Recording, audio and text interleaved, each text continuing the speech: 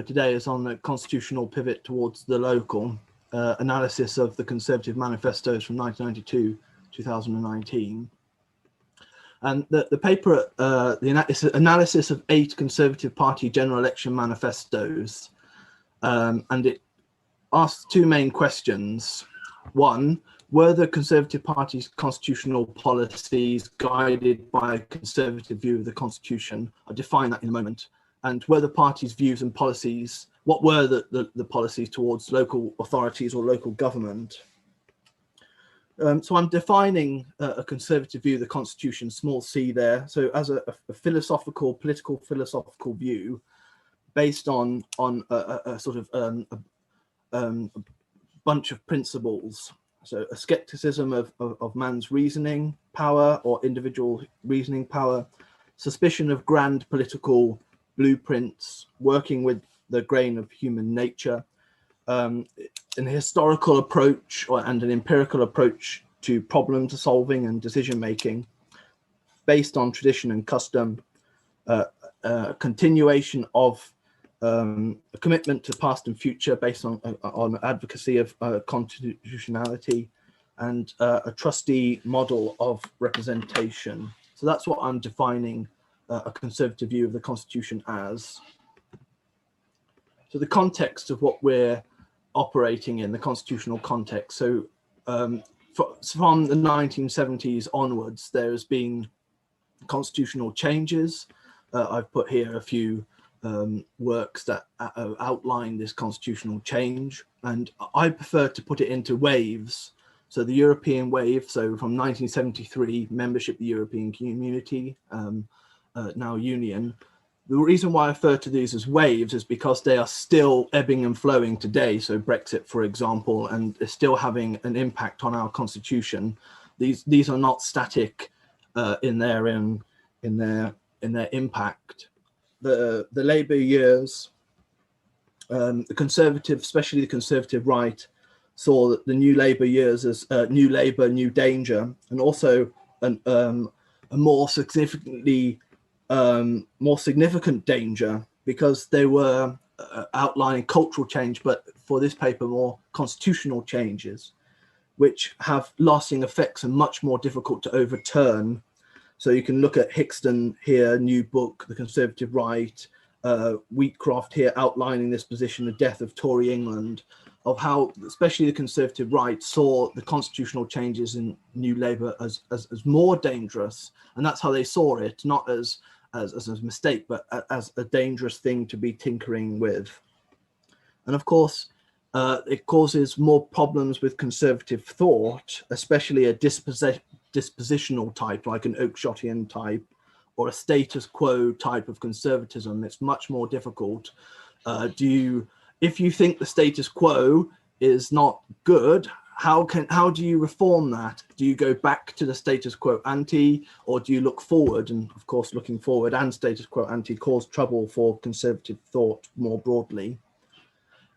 In these Labour years, there was the Human Rights Act, of course, adding a judicial element to the Constitution, Freedom of Information Act, reform of the House of Lords, 1999, Constitutional Reform Act, 2005, creating the Supreme Court, the Constitutional Reform Act and Governance Act, putting the civil service for the first time on a statutory basis. So the question there is, what should a Conservative government do once it gets back into power, and what should its policies be towards these reforms? But they didn't stop after in 2010. The coalition, of course, had constitutional reforms or changes. The Fixed Term Parliaments Act 2011, again, this is a wave still impacting our politics today, of course, seen in Brexit. Considerable more uses of referendums, which many Conservatives have thought could be argued that it was unconstitutional to have referendums. It undermines the parliamentary sovereignty, but that's changed over time. Devolution, and of course the prorogation of Supreme Court. So that's the context of what these manifestos were looking at.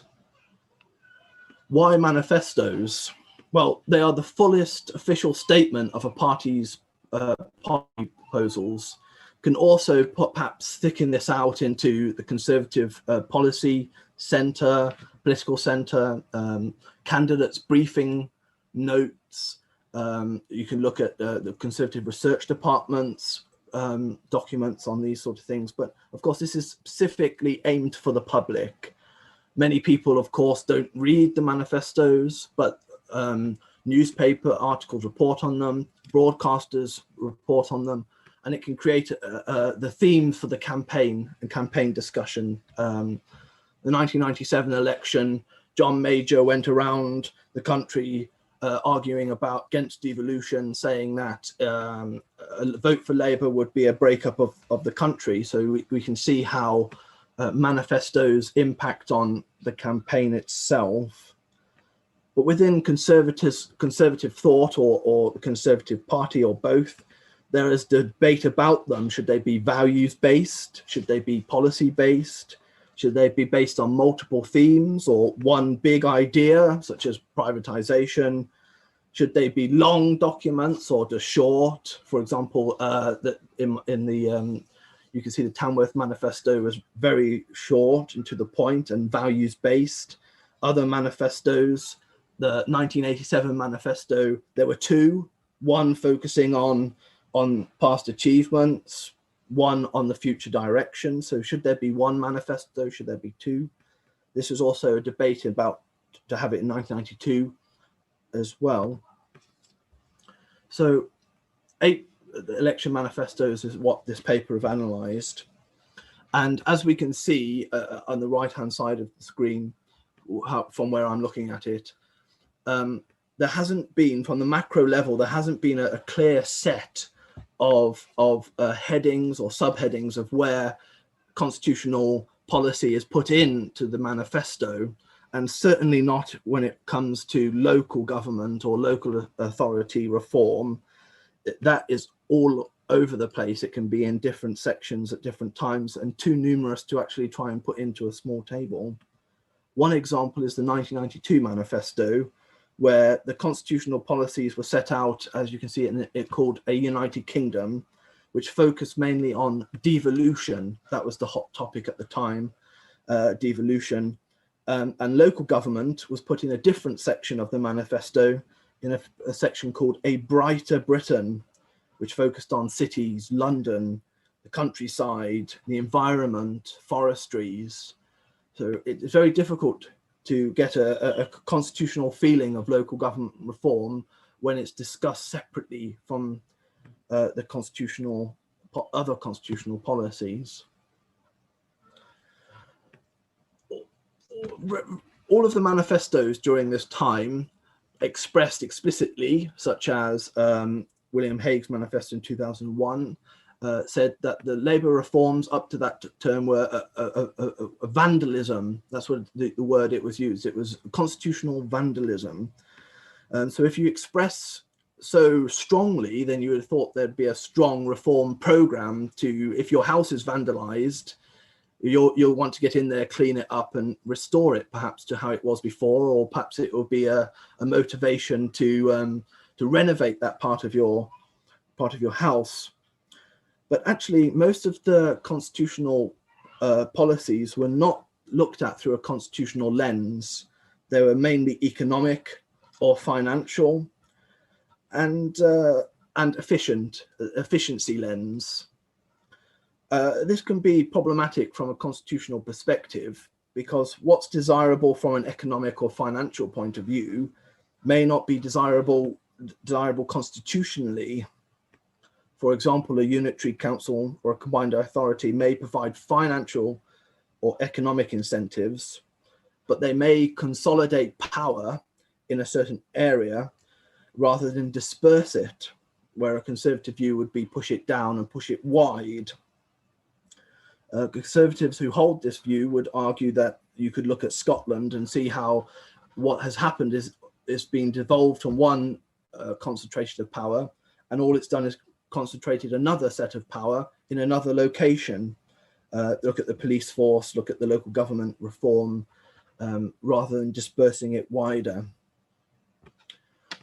Another finding that I found in this is that when the Constitution became more of a, apart from John Major, the 1997 was the most coherent for constitutional positions.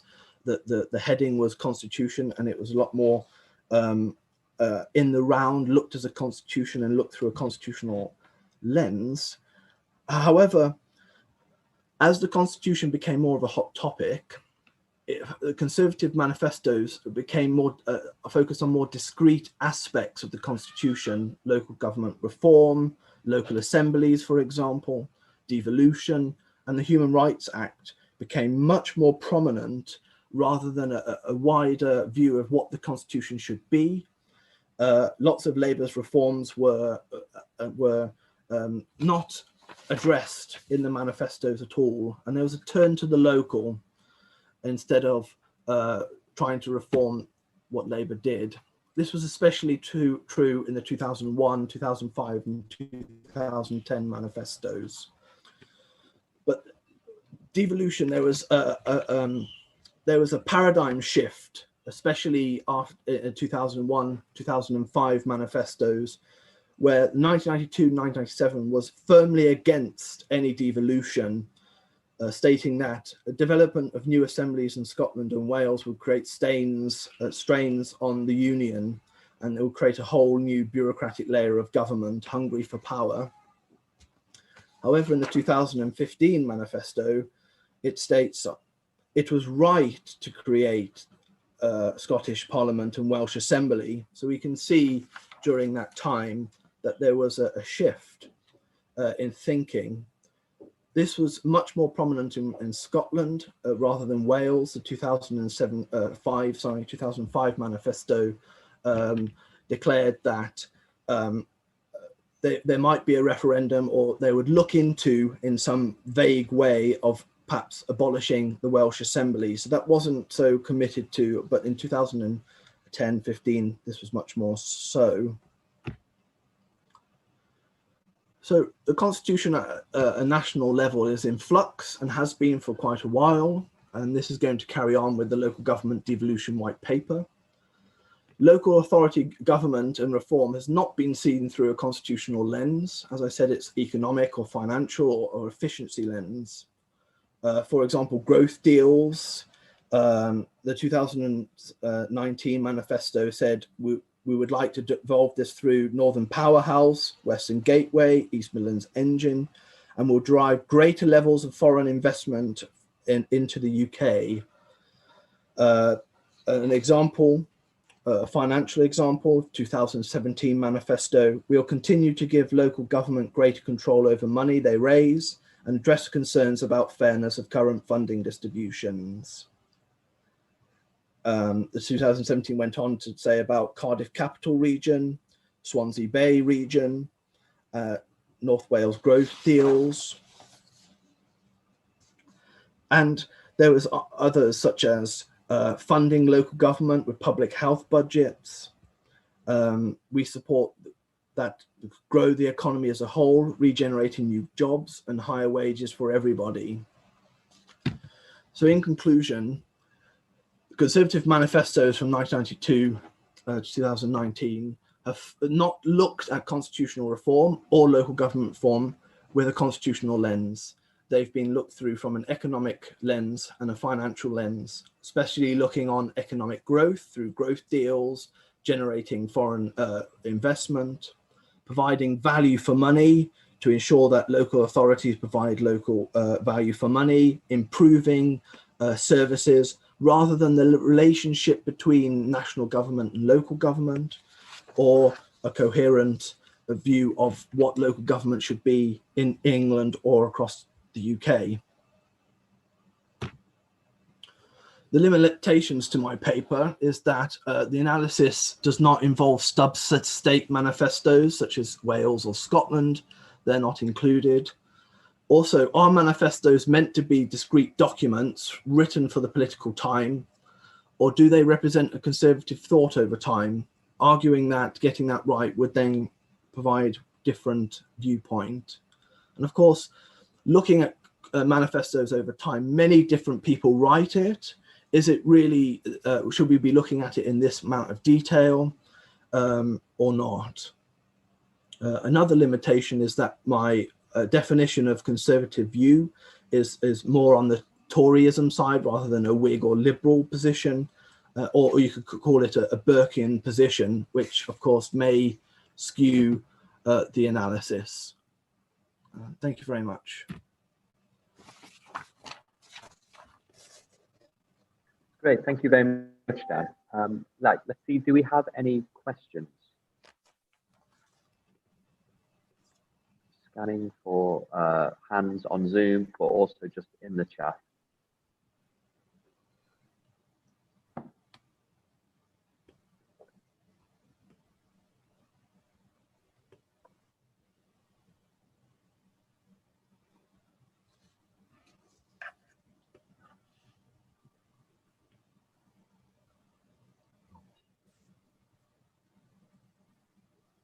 Yeah, we've got one question from, yeah, if you just want to. Hi, Kewell here. I wonder whether there's a sort of any consistent principles that you think come through those manifestos, or even, you know, it might be a stretch to have consistent principles through 30 years, 8 manifestos, but is there anything that you sort of, you know, is it a pro-devolutionary trend? How does that look? Thank you for the question. Regarding devolution, there is a quite obvious 92 manifesto, 992 under John Major and 97 are explicitly and forthright anti-devolution. They go as far as saying that it would be devolution would not secure the union, it would break it up. Then 2001 under William Hague is a lot more, I would say, it doesn't quite come to a firm position. 2005 manifesto under Michael Howard, devolution in Scotland seems to be a confirmed thing. There's a paradigm shift there, that Scotland devolution is there and it won't be rescinded. In Wales, it was a different kettle of fish though. There was still ambivalence about should there be a Welsh assembly. They don't believe that the manifesto argued that perhaps the result was so close that you couldn't possibly know that the Welsh people wanted it there.